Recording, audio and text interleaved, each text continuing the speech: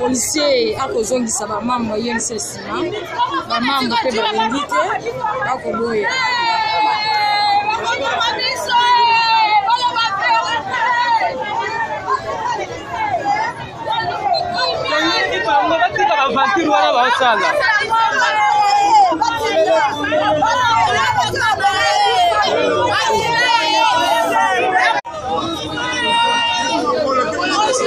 policier a bengani ba mambo yense liboso ya kuzo makala ba kozonga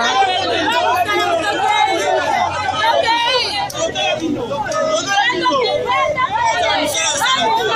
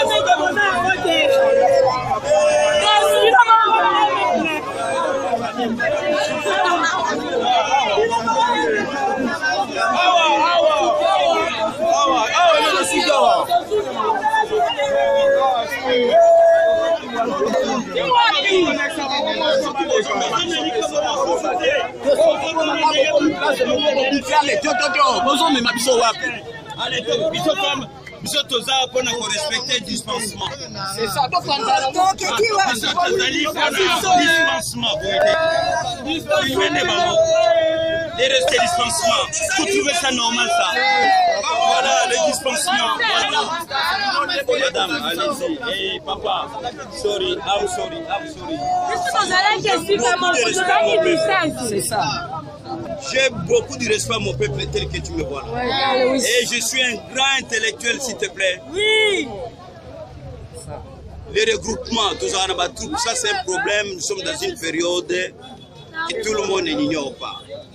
Alors, même s'il y a un événement, on doit être organisé, qui doit être là, qui ne peut pas être là.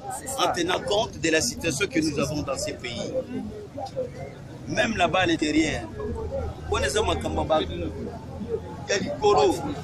alors, biso na cadre de tel filmez au lieu de filmer là, filme-toi et puis dispatcher. Vous voyez que ça c'est un respect de dispensement?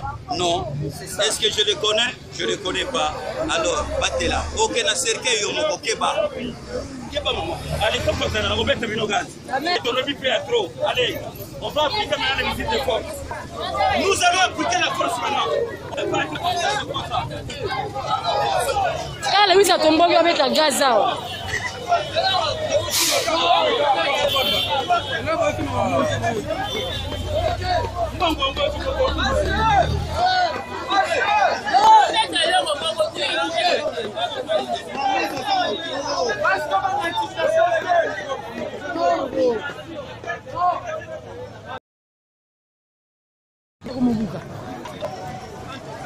Tokomi wapi?